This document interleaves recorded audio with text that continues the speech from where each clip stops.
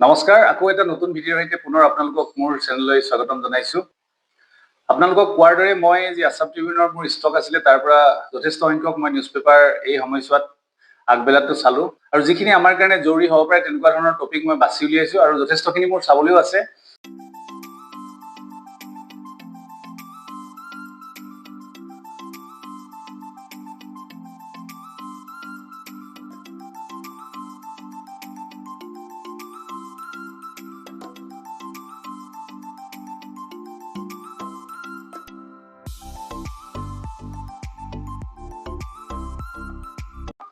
আজিৰ এই ভিডিঅ'টোত মই এটা খুব জৰুৰী টপিক আপোনালোকৰ কাৰণে আগবঢ়াম আৰু সেই টপিকটো হ'ল 200 years of Assam tea industry.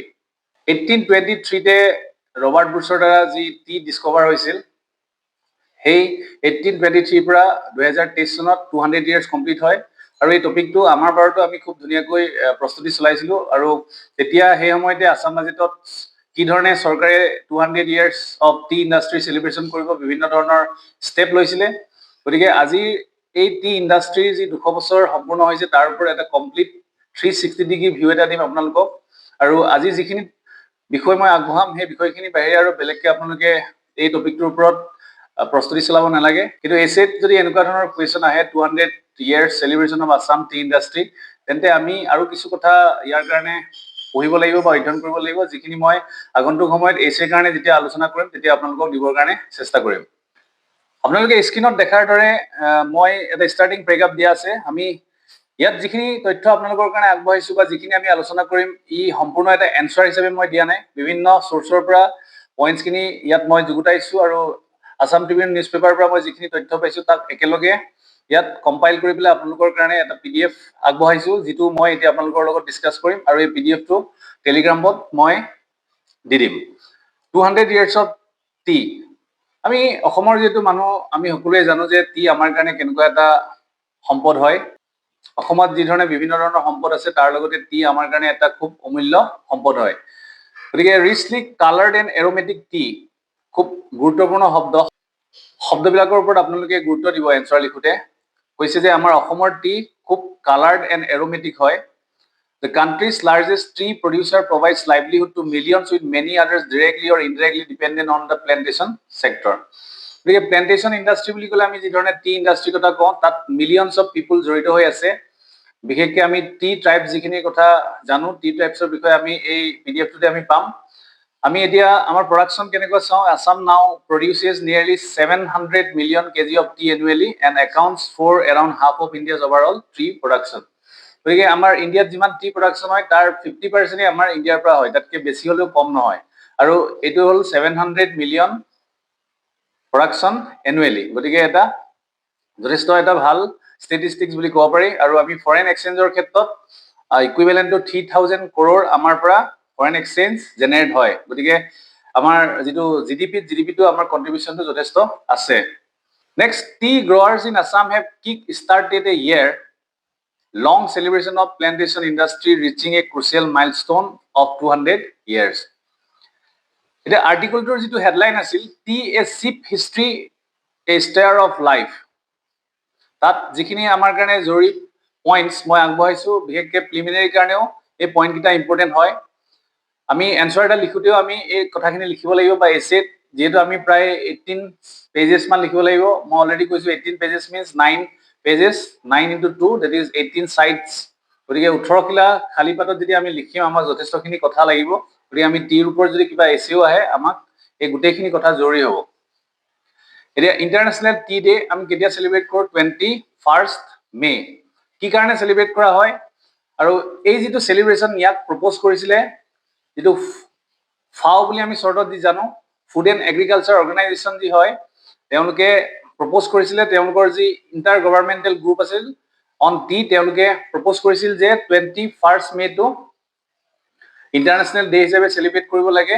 আৰু ইউনাইটেড নেশ্যনছ জেনেৰেল এছেম্বলিয়ে ইয়াক প্ৰক্লেম কৰিছিলে যে 21 Mayটো ইণ্টাৰনেশ্যনেল টি ডে হিচাপে চেলিব্ৰেট কৰা হ'ব।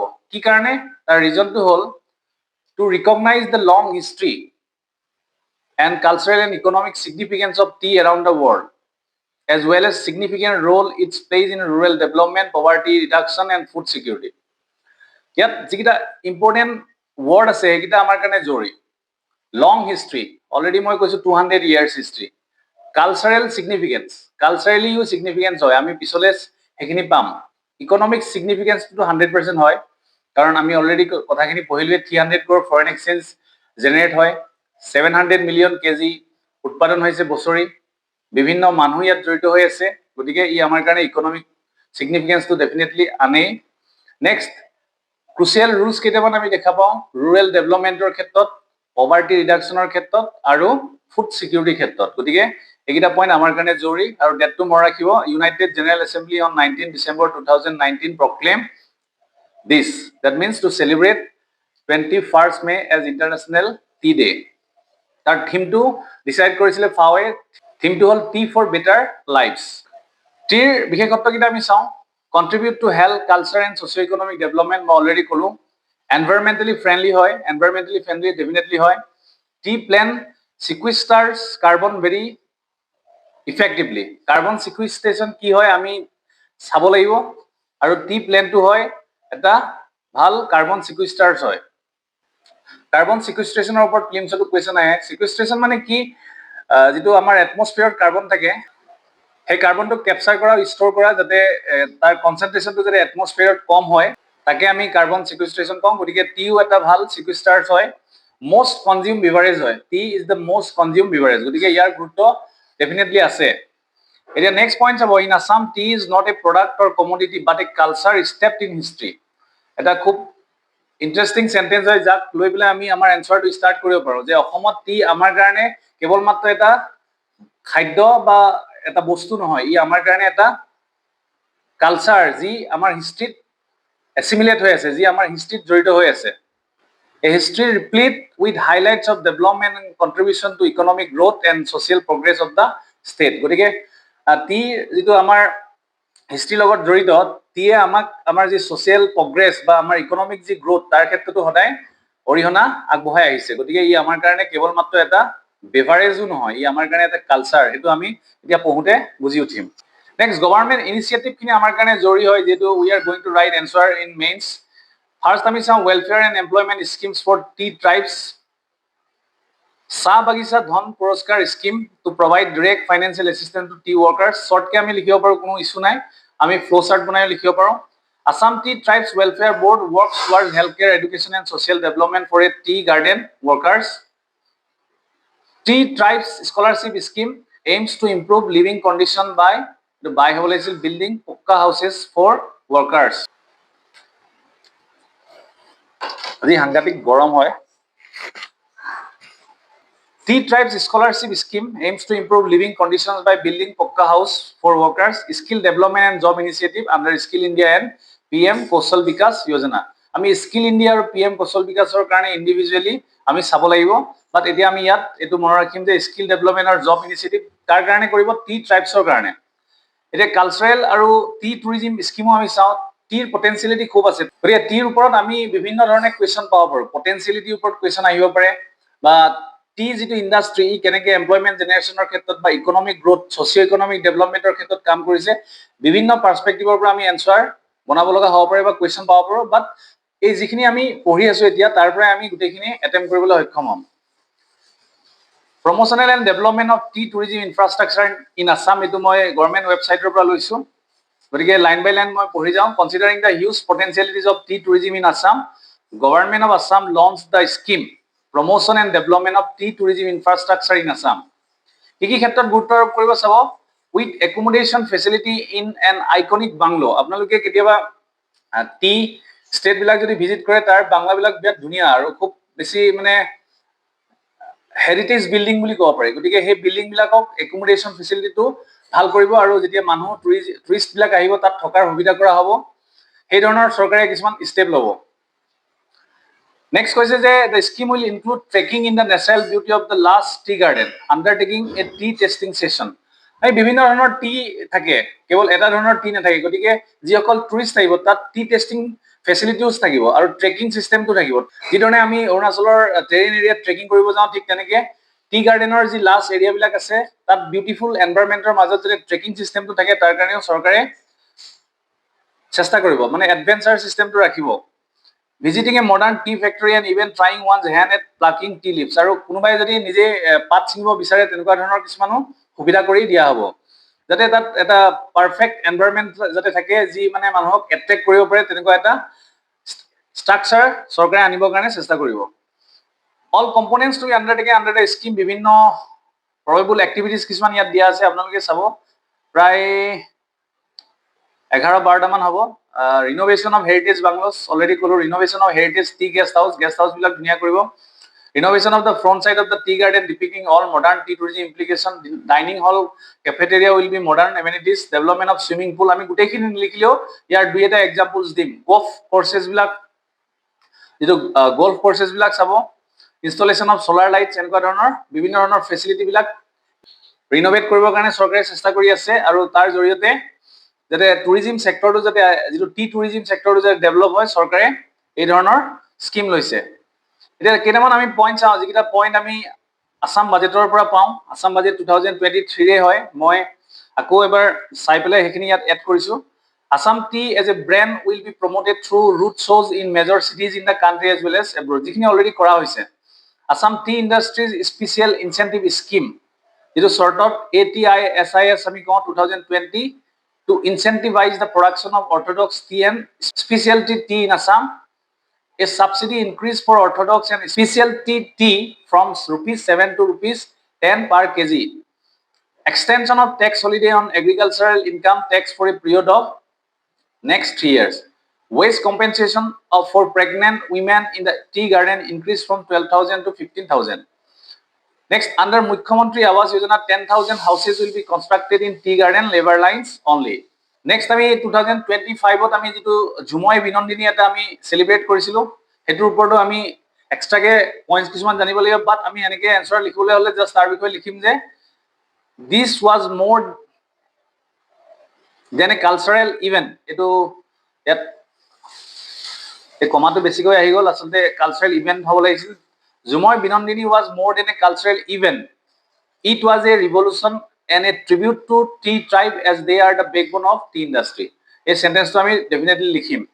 এতিয়া কিছুমান চেলেঞ্জেছ আছে, চেলেঞ্জেছবিলাক পইণ্ট ৱাইজ দিছোঁ। আপোনালোকে যদি অলপ বেছি দীঘল কৰিব লগা হয় 15 মাৰ্কছৰ কুৱেশ্যনৰ কাৰণে, বেছি দীঘল কৰাৰ প্ৰয়োজন নাই, জাষ্ট ওৱান চেণ্টেন্স যদি লিখিব বিচাৰে এই পইণ্টকেইটাৰ পৰা আপোনালোকে লিখিব পাৰিব, বা এনেকৈ পইণ্ট ৱাইজ লিখিলেও হৈ যাব।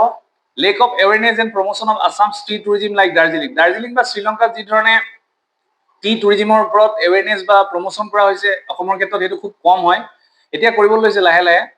Lake of infrastructure and connectivity, আমি সেইটো জানো। টুৰিজিম ছেক্টৰ এটা ডেভেলপ হ'বৰ কাৰণে মই মোৰ লাষ্ট ভিডিঅ'ত কৈছিলোঁ আমি কেইবাটাও ফেক্টৰ্ছৰ ওপৰত গুৰুত্ব দিব লাগে।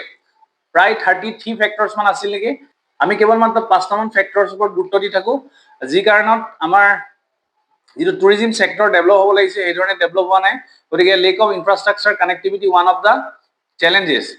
Seasonal dependency due to heavy rainfall during monsoon, গতিকে আমাৰ অসমতো মনচুন টাইমত বহুত বেছি বৰষুণ হয়, গতিকে মনচুন চিজনটো আমাৰ কাৰণে এটা হিণ্ডাৰ্ছ টাইপ হৈ পৰে, গতিকে আমি আকৌ আন এটা ছিজনৰ কাৰণে অপেক্ষা কৰোঁ। গতিকে এনেকুৱা ধৰণৰ কিছুমান ছিজনেল ডিপেন্ডেন্সিও দেখা যায়। Socio economic issues of tea gardens workers like low' wages, limited access to education etcetera, এইটোতো আছেই ডেফিনেটলি। গতিকে টি ট্ৰাইবছবিলাকৰ যি ধৰণে ছ'চিঅ' ইকনমিক ডেভেলপমেণ্ট হ'ব লাগিছিল সেইধৰণে হোৱা নাই, তাৰ বিভিন্ন কাৰণ আছে।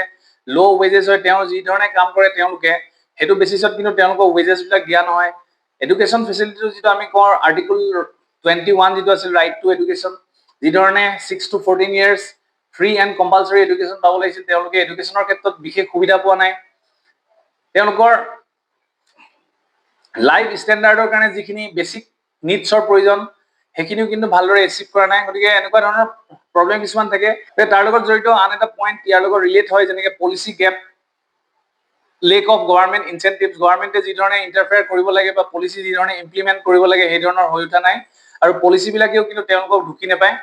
আৰু finally climate change and environmental ইছ্যুজো আছে। গতিকে এই চেলেঞ্জেছবিলাক আমি টেকেল কৰি পেলাই আমি আগবাঢ়ি যাব লাগিব। গতিকে চেলেঞ্জেছ যেতিয়া লিখোঁ তাৰ ৱে ফৰৱাৰ্ডকেইটা তাৰ অপজিটটোৱে হয়। কালচাৰেল ইণ্টিগ্ৰেশ্যনটো লাগিব, creating dedicated Assam T tourism circuit, যি ধৰণে ডিব্ৰুগড় যোৰহাট এই জেগাবিলাক আছে তাত যাতে প্ৰপাৰ ইনফ্ৰাষ্ট্ৰাকচাৰ কানেক্টিভিটি আমি যাতে ডেভেলপ কৰিব পাৰোঁ সেইটো আমি চেষ্টা কৰিম। প্ৰমোশ্যন এণ্ড এডভাৰটাইজিং লাগিব, গ্ল'বেল ব্ৰেণ্ডিং এটা লাগিব, গভৰ্ণমেণ্ট ইনচেণ্টিভছ এণ্ড পলিচিছ লাগিব, welfare and skill development for the tribe, এইটো থিটো বাই মিষ্টেক ইয়াত লিখা হৈছে, গতিকে এইটো কাৰেক্ট কৰি ল'ব। আৰু হিষ্ট্ৰীটো মই লাষ্টত দিছোঁ, হিষ্ট্ৰীটো মই পঢ়ি নাযাওঁ, এই হিষ্ট্ৰীটো এইকাৰণে দিছোঁ, আমি যদি টি ট্ৰাইবছৰ ওপৰত জানিব লাগে বা আমি টি ইণ্ডাষ্ট্ৰী 200 ইয়াৰ্ছৰ ওপৰত যদি জানিব লাগে, তেন্তে আমি যদি হিষ্ট্ৰীটোৱে নাজানো, তেন্তে আমাৰ এনচাৰটো লিখোঁতেও আমাৰ কনফিডেন্সটো গেইন নহ'ব। গতিকে ইয়াত মই হিষ্ট্ৰীটো শ্বৰ্টকে দিয়া আছে, আপোনালোকে পঢ়ি চাব, আৰু গভৰ্ণমেণ্ট ৱেবছাইটত যি ধৰণে দিয়া আছে তাৰ পৰা মই দিছোঁ, গতিকে এইটো আপোনালোকে পঢ়ি চাব। গতিকে আজিৰ আলোচনাৰ বিষয় ইমানেই আছিল। আজি আমি চালোঁ 200 ইয়াৰ্ছ অফ টি ইণ্ডাষ্ট্ৰী। গতিকে ই এটা আমাৰ কাৰণে বৰ্তমান আহিব লগা মেইনছৰ কাৰণে এটা গুৰুত্বপূৰ্ণ বিষয় হয়।